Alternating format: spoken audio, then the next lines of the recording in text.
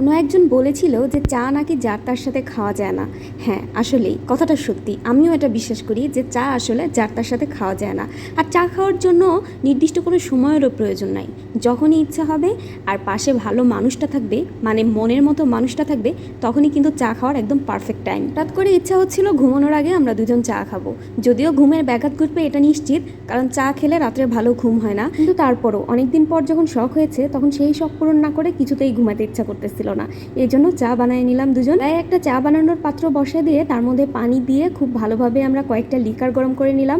আর দুধ চা বানানোর জন্য কিন্তু একটু বেশি করে লিকার দিলে বেশি ভালো হয়, তো এই জন্য লিকারের পরিমাণটা একটু বেশি দেওয়া হয়েছে। ততক্ষণে আমাদের চা বানানো শেষ হবে, ততক্ষণে প্রায় রাত 1টা বাজতে চলছে, কারণ আমরা 12:30টার সময় চা বানাতে গেছি। এরকম উদ্ভট ইচ্ছা কিন্তু বছরে একবার অথবা দুইবারই হবে, সব সময় কিন্তু আপনার এরকম ইচ্ছা হবে না। তাই যখন এরকম ইচ্ছা হবে তখন কিন্তু অবশ্যই সেটা পূরণ করার চেষ্টা করবেন, কারণ ইচ্ছা অপূরণ রেখে দিলে কিন্তু নিজেরই লস। এখন কিন্তু আমরা চা বানানোর একদম শেষের দিকে চলে আসছি, কারণ এখন জাস্ট কনডেন্স মিল্ক দিয়ে খুব ভালোভাবে মিক্স করে নিব। আর এই তো আমি ঘড়ির টাইমটা আরেকবার আপনাদেরকে দেখাই দিলাম, ঠিক 12:30টা বাজে তখন আমরা চা বানাতে আসছি। তো এনজয়।